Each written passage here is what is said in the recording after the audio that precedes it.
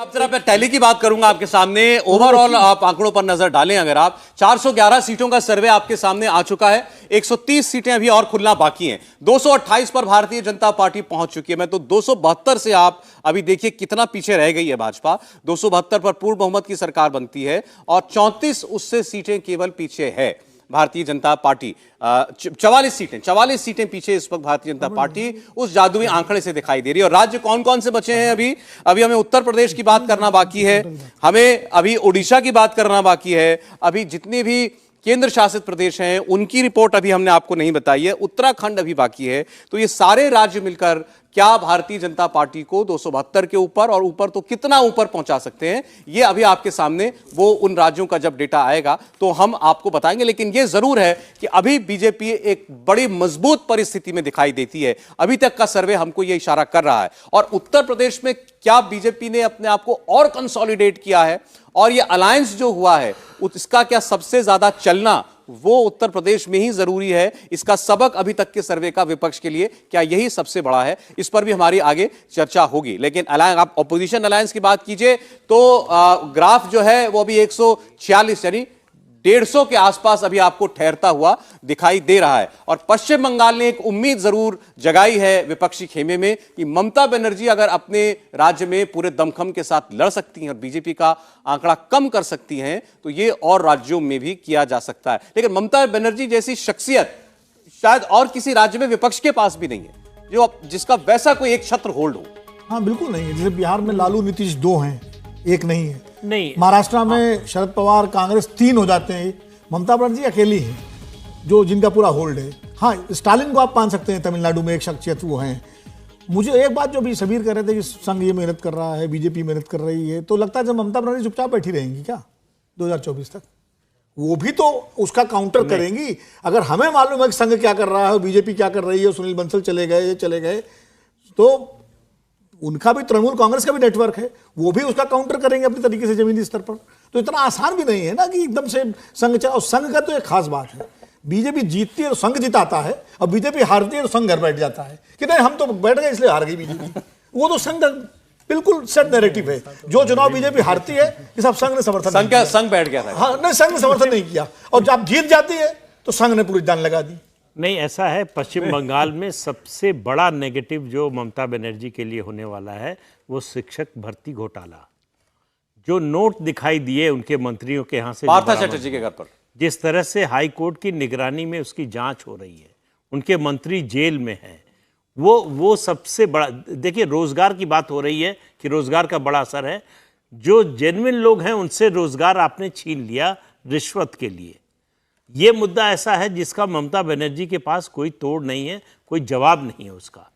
सबसे ज़्यादा नुकसान अगर पश्चिम बंगाल में ममता बनर्जी के लिए हो रहा है तो ये शिक्षक भर्ती घोटाले का और अलग अलग मामलों में जो भ्रष्टाचार के मामले आ रहे हैं, कोर्ट तक जा रहे हैं, गिरफ्तारी हो रही है, मुकदमा चल रहा है, उन सब का असर जो है निश्चित रूप से चुनाव के समय दिखाई देगा।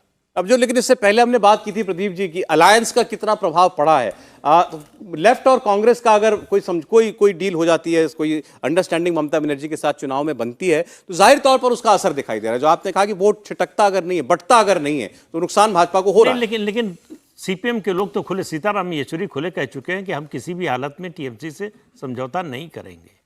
ये तो बेंगलोर की बैठक से बैठकों में क्यों जा रहे हैं फिर? वो बैठक में जा रहे हैं, ऑल इंडिया जो है वो मैं इसकी बात ही कर रहा हूं। मतलब दो चीजें उन्होंने कही, 2 राज्यों में समझौता नहीं होगा किसी से, केरल में और पश्चिम बंगाल में टीएमसी समझौता नहीं करेगी।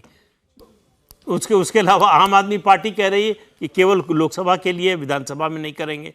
तो अभी जो विधानसभा चुनाव होने वाले हैं उसमें आम आदमी पार्टी अपने कैंडिडेट खड़े करेगी।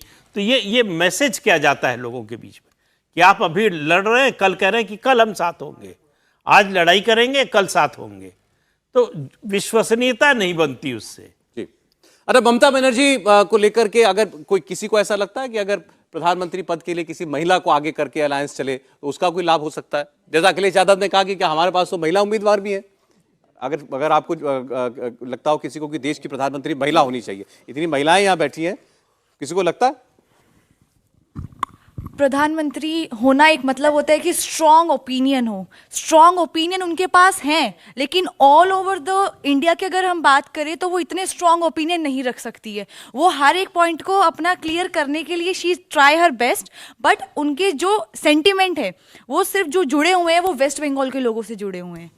वो कनेक्ट नहीं कर पाएगी जो बाकी की हमारी बंगाल के बाहर लोग उनसे जुड़ाव महसूस नहीं करते। जुड़ाव महसूस कर पाएंगे, क्योंकि उनके जो वो पॉलिटिक्स जिस तरीके से वो खेलती हैं वो तरीका ही उनका ऐसा डिपिक्ट किया जाता है कि वो बहुत एक गलत तरीके से हम लोग जैसे लोग लेते हैं जो कि वेस्ट बंगाल से बाहर हैं। क्या खराब लगता है आपको ममता बनर्जी जिस तरीके से उनके टाइम पे वेस्ट बंगाल के अंदर पॉलिटिक्स होते हैं, हम लोग देखते हैं कि किस तरीके से आर्मी वहां पे बीएसएफ वाले जितने भी लोग होते हैं उनको हमें तैनात रखना पड़ता है, क्योंकि वहां पे कितने भी किसी भी टाइम पे दंगे होने के चांसेस रहते हैं। चुनावों में जो हिंसा होती है वो दिखाई देती है हम लोगों को। हाँ, तो वो बाहर इफेक्ट करती है मतलब लोगों को।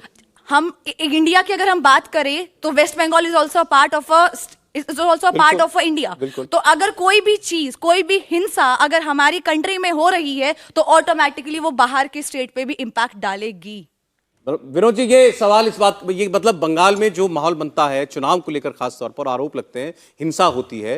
आपने सुना अभी हमारे साथ एक यंग लड़की हैं, उनका कहना है कि मतलब ममता बनर्जी बाहर बंगाल के बाहर एक तो कनेक्ट नहीं करती और ये बाहर लोग महसूस करते हैं कि कुछ तो ठीक नहीं हो रहा वहां पर। नहीं, बिल्कुल वहां की राजनीति में कुछ गलती नहीं, वो बिटिया बच्ची सही कह रही है। देखिए, असर तो पड़ता है जब बंगाल से खबरें आती हैं वायलेंस की, महिलाओं के साथ बदसलूकी की और हत्याओं की, इस तरह की खबरें आती हैं तो निश्चित रूप से उसका असर, नकारात्मक असर पूरे देश पे पड़ता है।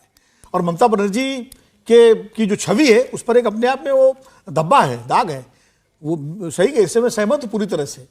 इसीलिए मैं कह रहा हूँ कि इंडिया के साथ सबसे बड़ी समस्या ये है कि जो उसके क्षेत्रीय नेता हैं, जो छत्रप हैं, उनका अपना अपना तो आधार अपने अपने राज्यों में मजबूत है, लेकिन पैन इंडिया जो छवि है जो नरेंद्र मोदी जी के सामने खड़ी हो सके और जिसमें भले मान लीजिए बराबरी का भी मुकाबला ना हो तो थोड़ा बहुत लगे कि हाँ टक्कर हो रही, वो अभी अभाव है। इसीलिए जब वो राहुल गांधी की बात कर रहे थे तो इसीलिए राहुल गांधी का नाम लेते हैं लोग, क्योंकि बड़ी पार्टी है ये। तो मुझे लगता है ये तो ममता बनर्जी को सोचना पड़ेगा, ये तो दिक्कत है।